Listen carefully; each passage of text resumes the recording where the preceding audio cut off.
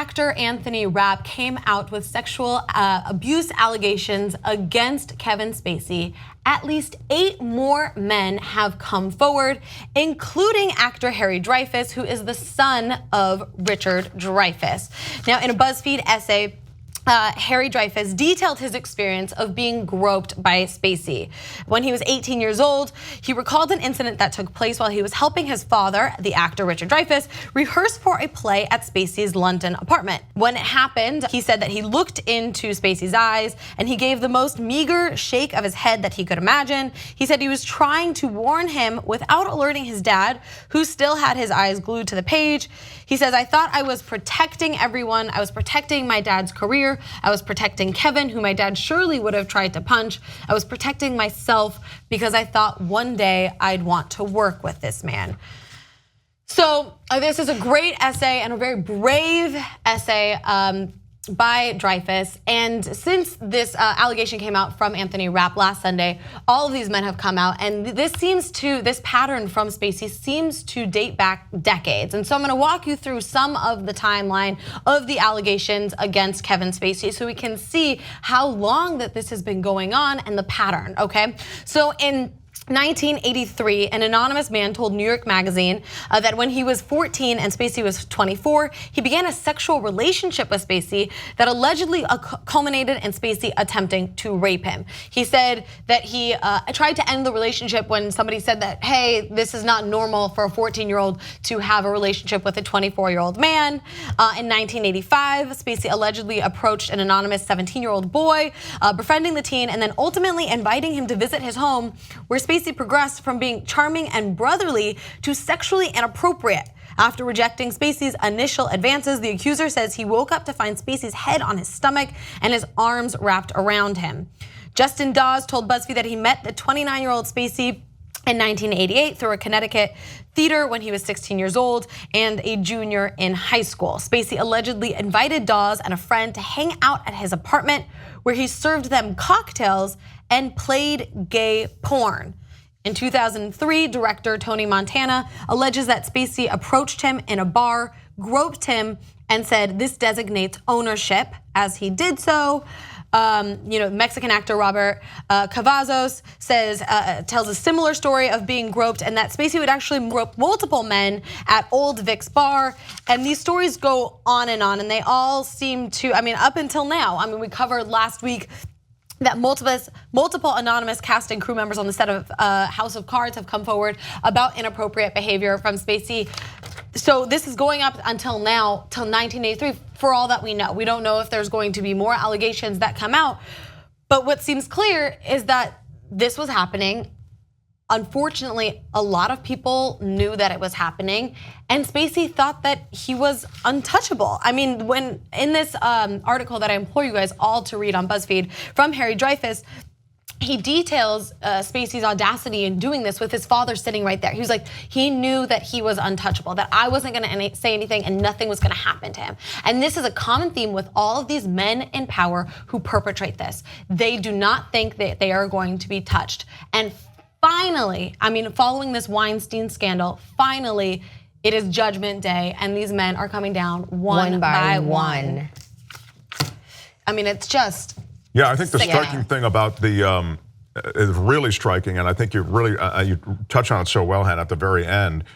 With your final point, this Dreyfus, the son of Richard Dreyfus, you see how he's conflicted, because on the one hand he wants to say something, do something, protest. But on the other hand, he's aware of the fact and conscious of the fact that his father depends on this guy.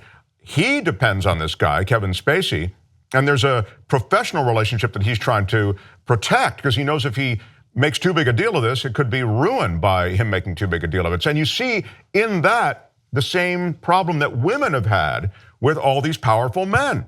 They want to do business with these men. They want to advance in their careers. They don't want it to be the end of their career. And Harvey Weinstein actually literally threatened, "I'll ruin you. You'll never work again if you don't do that." And that was sort of both implied and explicitly stated. So you see now in this man-on-man type situation, the very same dynamic that we saw played out with the powerful man and young woman. Yeah, and I think it's really important to know that it is because of a power dynamic. And oftentimes when these sorts of cases happen, it's like, oh, I'm gonna go seek sex therapy and I'm gonna, help my sex addiction and things like that. It's not about sex. It's about a power dynamic. And there's a power dynamic here that these people think that they are untouchable and can do whatever they want because they know that they can exert some sort of control over these people's careers, and especially in a career like and an industry like Hollywood, where you can be sort of blackballed and be kind of it's all about relationships, right? It's about connections and things like that, and they are using that and capitalizing on that because they know that you need a job. I mean, me being an actress myself, I just I can understand how women felt probably intimidated in that moment to say, what do I do? I mean, he's Harvey Weinstein or he's Kevin Spacey and I want this job. So what do I do? Do I say something? Because then that'll hurt me in my career. Will it? Will people be on my side? I mean, there's a lot of things that you have to think about before coming out. And so that's why I think it's such a brave move to do so. And it's also a snowball effect too. In your meetings and castings, has there ever been anything that has sort of approached this sort of weird place where you go, uh-oh, this isn't necessarily as straight as I want it to be? Not to the extreme of that, but I think sometimes there is like a little room for some unprofessionalism that I've kind of gone home like, did that happen? But nothing to that extreme at all.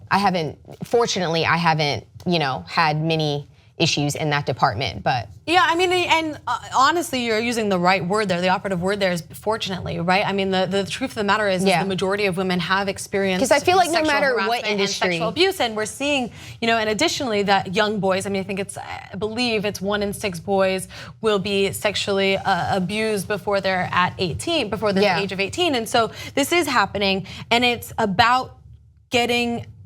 Having recognition, having consequences for their actions. Now that people are seeing that there are consequences to your actions, you will lose your job, you will lose your company, you will lose your entire life because of these sorts of actions. Where previously, if there were rumors, oh, he said, she said, oh, she wanted it or whatever, it was consensual.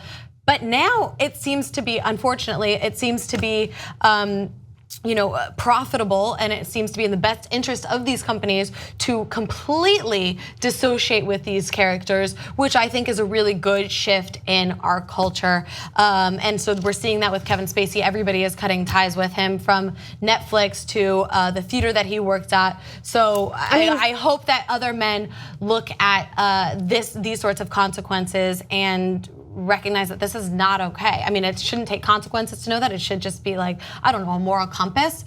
But in the past and for decades, they protected these powerful people because it was of money. It was profit. That was the only reason. Kevin Spacey was profitable. Kevin Spacey's company was profitable. It's Weinstein, same story. And now, perhaps, as they see themselves vulnerable from a profit standpoint, that is going to change. I mean, it's the money. Money is the driver in this case. And at this point in time, money is on our side. Help us build independent media together.